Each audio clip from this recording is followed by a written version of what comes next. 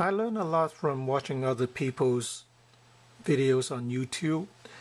I also watch regular tube television.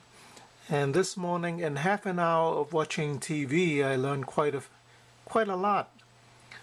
I was watching Morning Joe, MSNBC. He had John Smoltz on. He's a baseball player. And I don't know much about baseball, but obviously John was a very famous pitcher for the Atlanta Braves. And I didn't really pay that much attention to this segment of it. And at the end, when he was walking off the set, he stood up, he shook every single person's hand on the set. And to me, that shows that he's a very classy guy. I mean, just from that's what I learned. I didn't know much about baseball. I know he wrote a book called Starting and Closing, and he's a classy guy. What can I say? Then there was something on CNN, I think, about Yahoo and Scott Thompson and computer science fiction. I like Yahoo. I like the browser. I'm not much for Google. When you go to Google, you just have a blank screen with search. I like more like the browser kind of thing. And here you have this CEO, the new one. He was hyping his resume. I guess that's really nothing new, but that's what I learned. It's kind of interesting.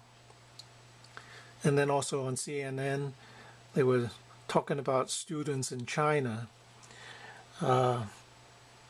Here in the US, when you want to stay up late and study, maybe you want to take an extra cup of coffee. Maybe you use some scotch tapes and tape your eyes open. I don't know.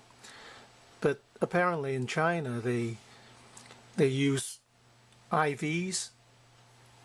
The students there, they have IV drips. I don't know what's in the IV, but it keeps them awake so they can cram for the exams that they're going to take the next day or the day after. That's kind of interesting. Then the other thing that I found interesting is Bloomberg. I watched, and the euro, how it fell to pretty much from $1.50 from a while back to $1.29 now. And I think a couple of months back, there was this analyst who was saying, well, you can pretty much chart the euro. 1 year is 150, and then it goes to 140, 130, and I guess soon it'll be 120. That's like a straight line, sort of like you can draw a line, and that's how it is. 1 year it loses 10 cents. So now it's down to 129. And then the final segment, the final show that I watched was how the U.S. manufacturing is coming back.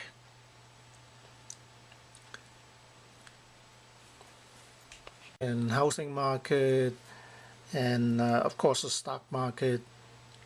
I mean, is it any wonder?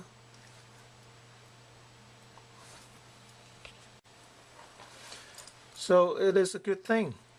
I don't want to go into a whole political debate as to why the U.S. is coming back.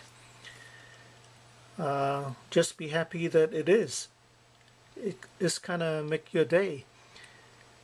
When you first start to hear that the U.S. is coming back on one station or one channel, then you might say, oh, maybe it's not really so. And then you read another article, another person coming out with a book, and then another channel saying how things are really looking up, how the stock market is booming, how the housing market is coming back, how the manufacturing is, and how valuable Apple is, etc. Then it becomes a trend, and it can be almost like a self-fulfilling prophecy. But it's a good thing. It's a good thing. It's a good day, and hopefully it's a good year and a good decade to come. That's what I learned today.